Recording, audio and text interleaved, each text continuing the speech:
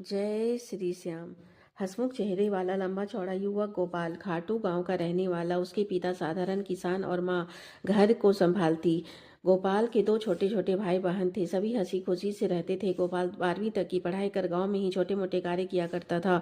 उसके मन में हमेशा यही चलता था कि काश मुझे विदेश में कोई अच्छी नौकरी मिल जाए ताकि पूरे परिवार को सुख दे सके।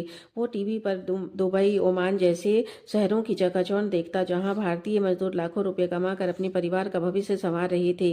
यह सब देखकर गोपाल के मन में विदेश जाने की इच्छा और प्रबल हो उठती। एक दिन गांव में मेला लगा और उसमें कई स्टॉल थे, जिसमें से एक स्टॉल ऐसा था जहां चिकना चिपड़ा व्यक्ति राकेश बैठा था। राकेश खुद को विदेशों में नौकरी दिलाने वाला एक एजेंट बताता था। उसके स्टॉल में बड़े बड़े पोस्टर लगे थे जिसमें लिखा था, ओमान में नौकरी, 50,000 रुपया सैलरी, रहना खाना फ्री। गोपाल इन पोस्टरों को देखकर ठिठक गया। रुक कर राकेश से बात करने लगा। राकेश ने उसे बड़े आदर से चाय पिलाई, मीठी मीठी बातें की। भाई, तुम जैसे ईमानदार और मेहनती लड़के के लिए यह एकदम सही जॉब है। तुम वहाँ मैनेजर बनोगे, एसी कमरे में आराम से काम करोगे। बस वीजा और टिकट के लिए तुम्हें 2 लाख रुपए का इंतजाम करना होगा। राकेश की बातों ने गोपाल के मन में लालच के बीज बो दिए। ऐसा लगा जैसे कि उसकी जिंदगी को बदलने वाला सुनहरा मौका है। लेकिन 2 लाख रुपया का इंतजाम कहाँ से हो? उसने अपने पिता रामलाल से बात की। रामलाल ने तुरंत मना कर दिया। ऐसे एजेंटों पर भरोसा मत करना। मैंने सुना है कि कई लोग इनके चक्कर में फंसकर अपनी जमा पूंजी गंवा देते हैं। परंतु गोपाल अपने सपनों में इतना खोया हुआ था कि पिता की सलाह को अनसुना कर दिया।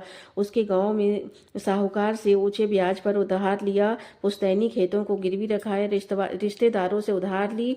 आखिरकार बड़ी मुश्किल से उसने 2 लाख रुपये का इंतजाम किया। राकेश ने वादा किया 1 महीना के अंदर सब कुछ सेट हो जाएगा। गोपाल खुशी खुशी परिवार को नम आंखों से विदाई दी और चल पड़ा दिल्ली के लिए, जहां से ओमान के लिए उसकी फ्लाइट थी। फ्लाइट पकड़कर ओमान पहुंचा। उसे वहां कोई लेने नहीं आया तो उसने राकेश को फोन किया तो राकेश ने कहा कि आता होगा। तभी एक काला डरावना सा आदमी आया और उसे एक कंस्ट्रक्शन एरिया में ले गया। गोपाल ने पूछा, ऑफिस कहाँ है? मैं यहाँ मैनेजर बनने आया हूँ।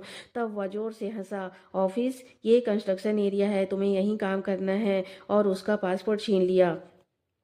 वह फंस चुका था, जहां हर साल हजारों भारतीय युवक युवती एजेंटों के झांसे में आकर शोषण का शिकार होते हैं। जिंदगी नर्क बन चुकी थी। 45 डिग्री में काम करना, कोई सुविधा नहीं, खाने पीने का कोई इंतजाम नहीं। वह अपनी जेब से बाबा श्याम की तस्वीर निकालकर खूब रोया करता।